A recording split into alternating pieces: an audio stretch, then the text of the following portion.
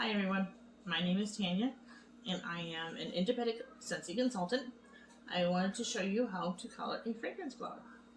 Those of you who don't know what a fragrance flower is, it is basically a reed diffuser, but so much prettier. You can just leave your flower plain if you like. A lot of people do that. They just take the jar of oil, stick in the flower, and that's it. But I like to be creative with mine and color them.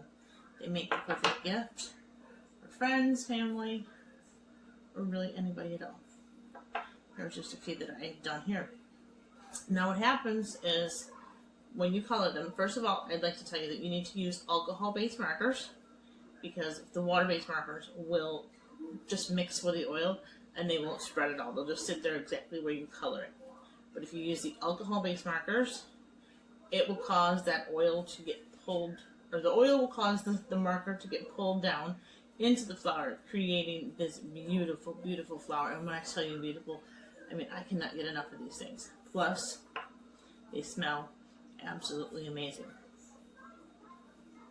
So first of all, you want to start off by making sure that you have a good alcohol-based marker. A Sharpie will do if you don't want to get anything extravagant, that is okay. But I am also a colorist, so I have this giant pack, let me move all these out of the way, this giant pack of markers over here. This is what I'm going to be using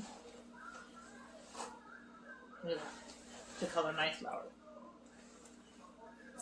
I've already taken it out of the box, and I'm just going to go ahead and pick my colors. I think I'm going to go with something blue to match my living room. So I'm just going to pick a few different blue shades. I like to take the box that the flower comes in and just test the colors out a little bit to see if I like it. You don't have to do that. You can just go ahead and start putting whatever color you want on your flower.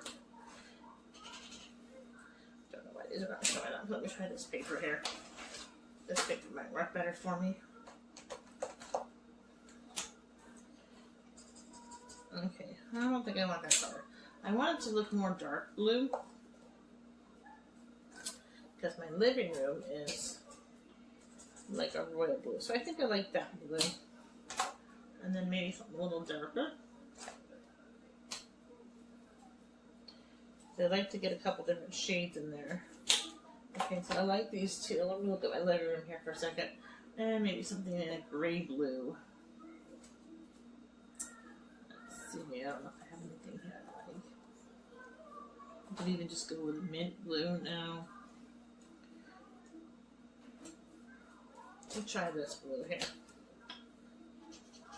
Okay, I think that works. So I'm just going to go with these three colors here, just to give you an idea of how this works. You can color your flower any way you want. Like I said, you can do multiple colors. You can do all one color. You can do every color you have in your pack if you want. It doesn't matter. So to start, I'm going to take the palm of my hand and kind of hold it like this between my fingers. Please don't mind my dogs if you hear them crying. They're very whiny. So I'm going to hold it between my fingers like that, just to support the flower. And I'm going to go in with this lightest blue first. Now, whatever end of the marker, if you have the double-ended markers like I do, it doesn't matter what end you choose to use. Hang on. Go ahead with the small end. I like to create like a guideline of where I want to add my color. So since I have three colors, I think I'm going to do something similar to this. This has actually got four colors, but I'm going to do it in like strips. Instead of going around in a circle, I'm going to go in a strip, like a line. So I'm just going to make a little guideline here for myself. Now, like I said, you do have to be extra careful with these. They are made with solar wood, and they are very thin, very fragile. You can, and you will probably break a few petals. I have broken my share of petals over the course of doing these flowers, and that's okay. Just be careful to try to support that flower by holding it like I showed you in your fingers and being gentle. Now, if you notice that you're having a lot of petals breaking, especially with like the Buttercup Bell one, the petals are bigger. There's less petals and they're bigger, and they do tend to break easier. So in that case, I would do it and just color the back side of the flower, because that downward pressure that you put onto the flower that way is going to be less damaging to your flower than pushing this way on those petals. But I like to do the top just because it looks cuter, you know. But really, there is no right or wrong way to do these. Whether you choose to do the back, the front, it doesn't matter. Once that oil spreads, it's going to soak up into that whole flower. So there's also no right or wrong amount. You can use a little bit of color or a lot of color. It's all up to you and how you want the finished flower to look. I have a very whiny dog tonight. Please don't mind them. What are you crying for down there? Okay, so I'm just going to do... I think this first section to be a little lighter, so I'll probably go a little light on the coloring. And sometimes too, I'll take my finger, if you can see that, put my finger behind whatever petal that I'm actually working on, so it almost, you know, kind of creates a hard surface, and I'm not breaking those petals as much.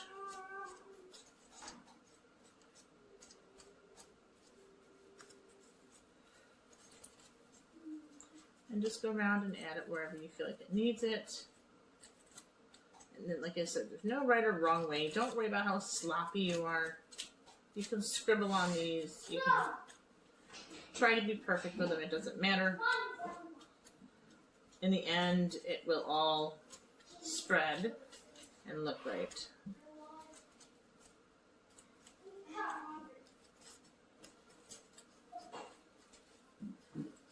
Okay. There's a couple petals that are kind of like doubled up on top of each other. So be careful there. Okay.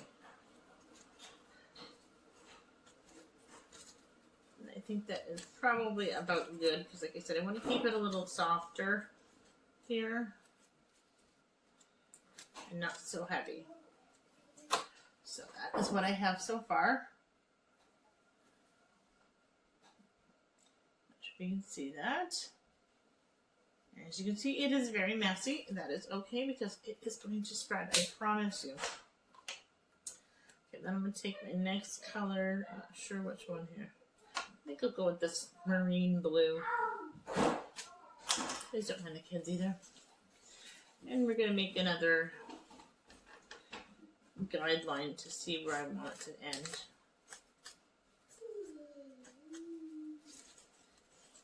I don't want to go past my guideline. Now, you don't have to make a guideline. You can just go in and color it any way you want. But this is just how I color my flowers. I like to try to be creative with them. I try to set it up to look how I've envisioned it, you know.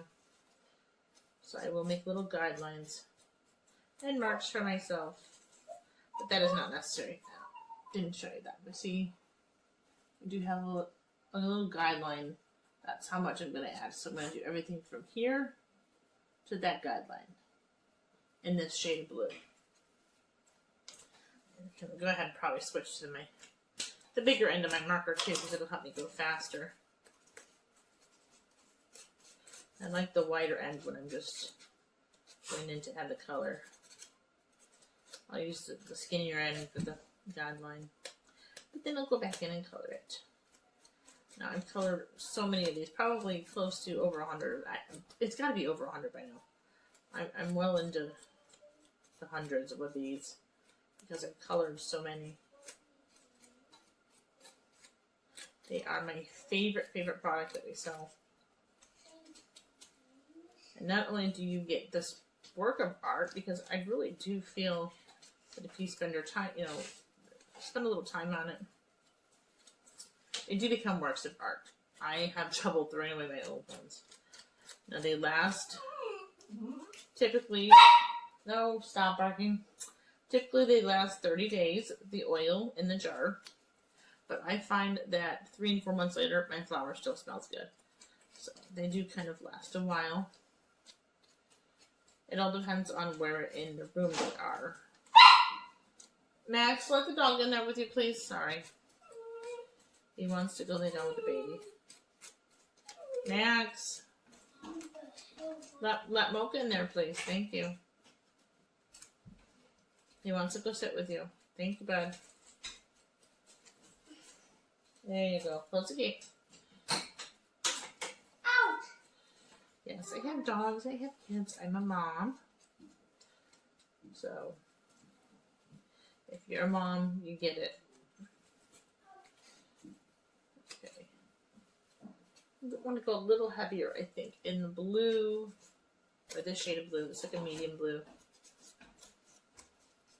So just give me a minute to add that in a little more. So I want it kind of heavy here.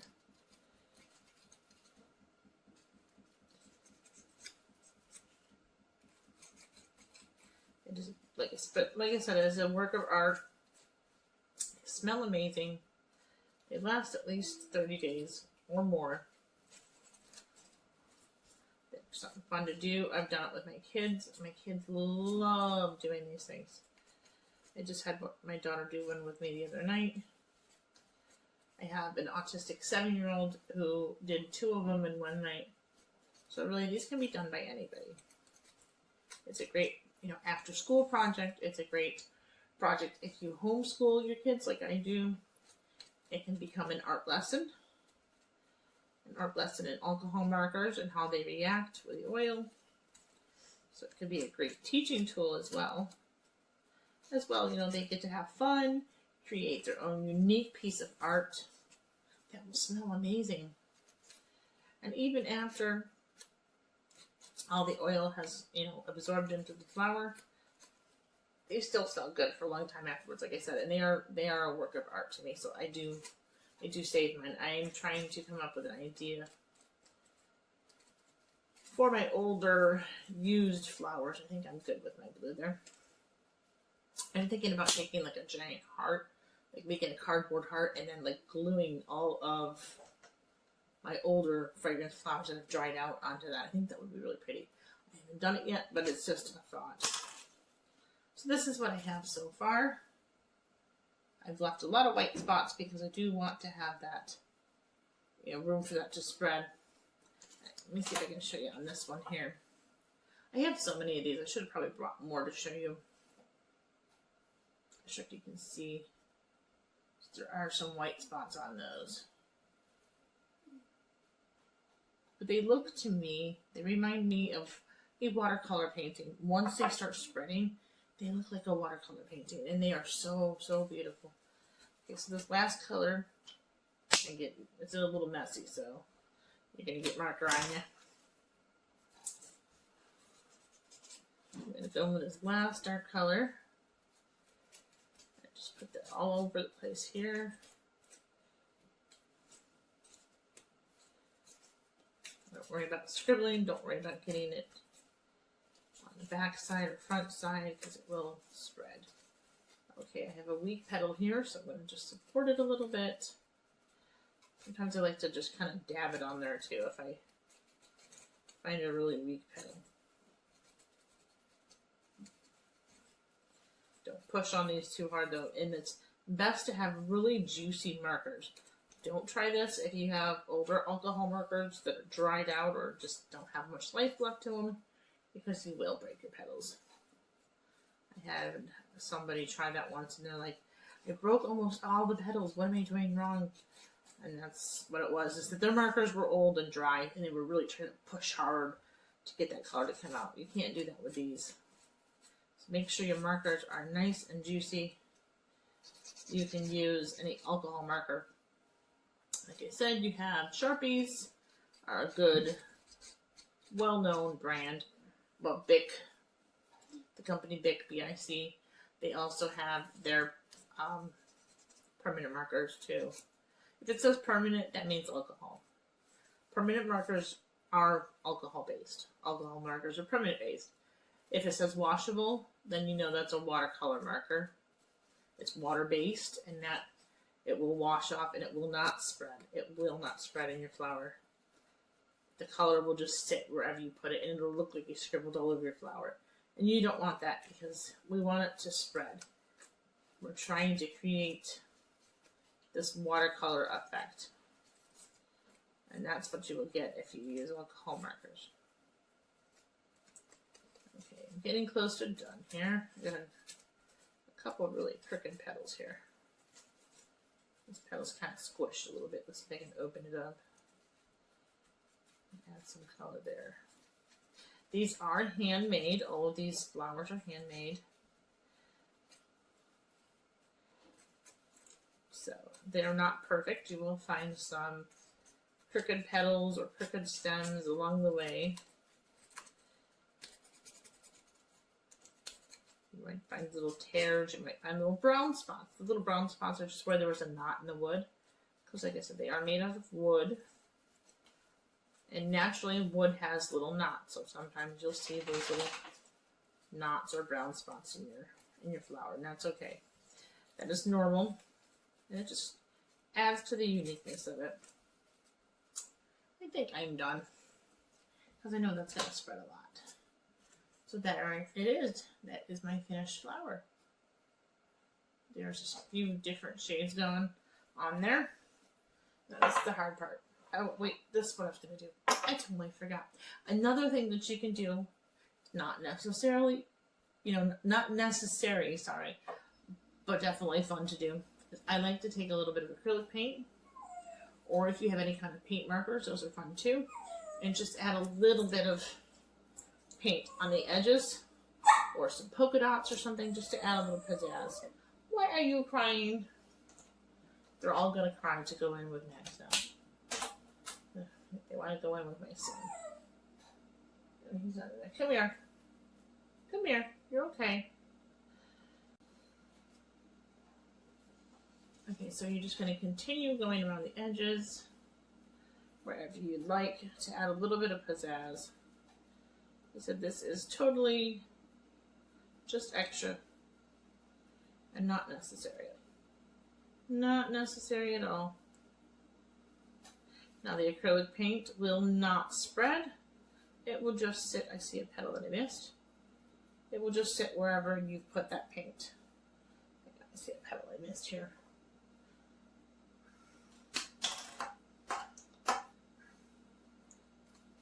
I have a little guy in the back here that was hiding on me.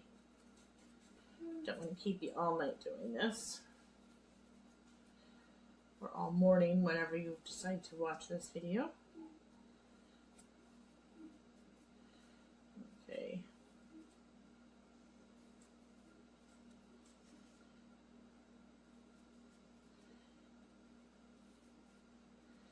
Don't really even have to do every petal. I might skip a couple here just to get through it faster.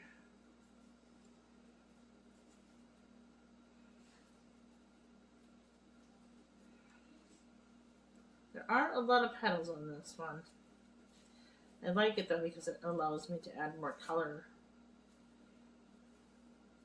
I think the Dahlia Darling flowers are so much prettier.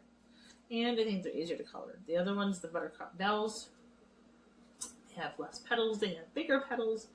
They're more fragile. I tend to find that they break more. So I recommend, if you like coloring the flowers, to stick to the Dahlia Darling. Okay, just a little bit more there. See if I've missed anywhere that I wanted to put it. Maybe over there. Okay, and I think that is good. Not sure if you can see that, but I'll be sure to add a still photo of the finished flower when I'm done with the video as well. Okay, so that is it. Now the next step is to open the jar. These are kind of a pain to open, so I recommend having a pair of scissors or something on hand. I think I'm going to actually get lucky with this one tonight. Usually I struggle with them. Take off your shrink wrap.